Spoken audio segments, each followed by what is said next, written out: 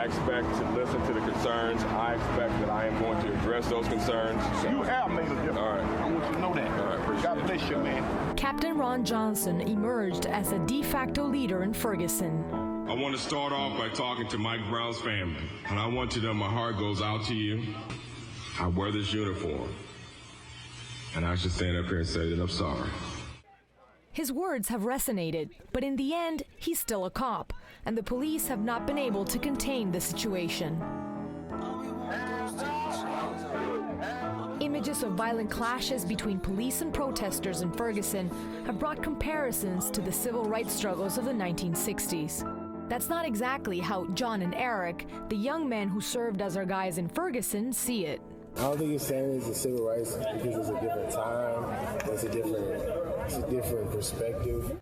Still, the same leaders have flocked to Ferguson, leaving young people hungry for someone new.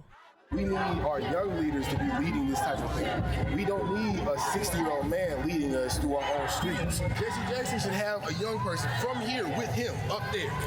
Because when he leaves, we gotta be here. I live down the street. When they leave, when all these people leave, I gotta stay here. Who's gonna be that person? Because Jesse not gonna come back. You wanna go up there?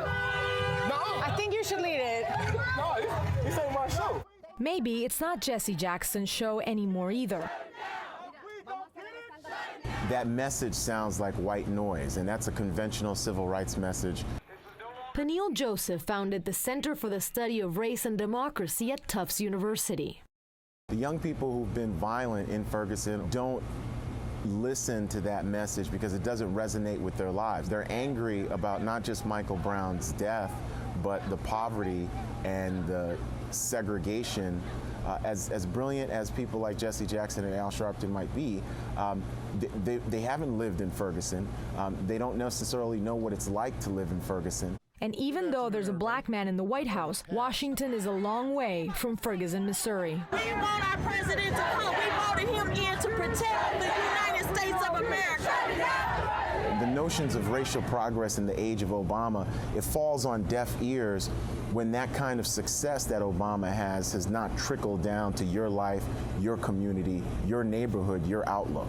The problem with the idea that a black president fixes all things is that you have to realize with this system being set up how it is, it's not set up for us to advance. It's set up for us to just get by. You could be a black man in a suit, a black man in some basketball shorts. It doesn't matter. At the end of the day, you're still a Negro to them. But for lack of a better word, you're still a nigga. He's the president of the United States, the president of the free world. That's amazing. That's beautiful. But is he a role model for me? No. Without a clear leader on the ground in Ferguson, community members like Charles Mayo have stepped in to try to keep order.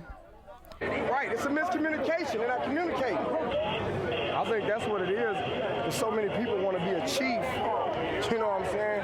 And not enough people down on the ground to have no organization. It's not organized. Mayo's been out most of the week, and he's still on the street. I did the best I could, man. I did the best I could. It was so many people had their hands in it. You got transplants coming.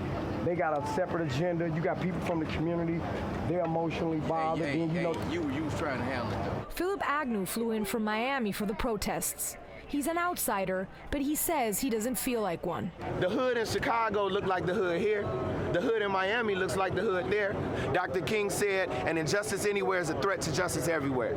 Agnew founded the Dream Defenders, a grassroots civil rights group, after the death of a different unarmed young black man, Trayvon Martin. The way they conduct themselves is like we're on the battlefield, and what you see is police officers with no respect for people, no respect for protocol, no respect for discipline, no respect for rights.